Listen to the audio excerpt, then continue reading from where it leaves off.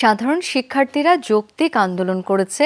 আদালতের আদেশের পর তারা ঘরে ফিরে গেছে, কিন্তু পেশাদার আন্দোলনকারীরা ব্লকেট খেলা করছে বলে মন্তব্য করেছেন ছাত্রলীগের সভাপতি সাদ্দাম হোসেন। বিকালে মধুর ক্যান্টিনের সংবাদ সম্মেলনে তিনি এই মন্তব্য করেন।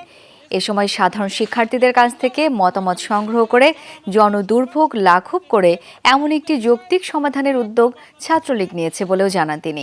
সংবাদ সম্মেলনে কেউ যেন ঘোলা পানিতে মাছ শিকার করতে না পারে, সেজন্য ডোর টু ডোর কর্মসূচি হাতে নিয়েছে ছাত্রলীগ।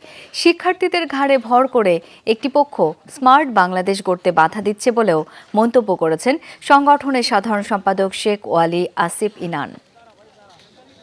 কোটা ইস্যুর যৌক্তিক এবং বাস্তবসম্মত সমাধানের লক্ষ্যে তাদেরকে নিয়ে আমরা কোনো প্রকার ঘোলা পানিতে মাছ শিকারের চেষ্টা যেন কেউ করতে না পারে সেই লক্ষ্যে সচেষ্ট রয়েছি।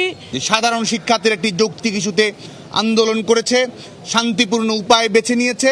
আজকে সাধারণ শিক্ষার্থীরা ঘরে ফিরে গেছে, শিক্ষা প্রতিষ্ঠানে ঘরে ফিরে গেছে, কিন্তু প্রফেশনাল আন্দোলনকারীরা এই ঘোলা পানিতে মাছ শিকার করার জন্য রাজপথে রয়েছে।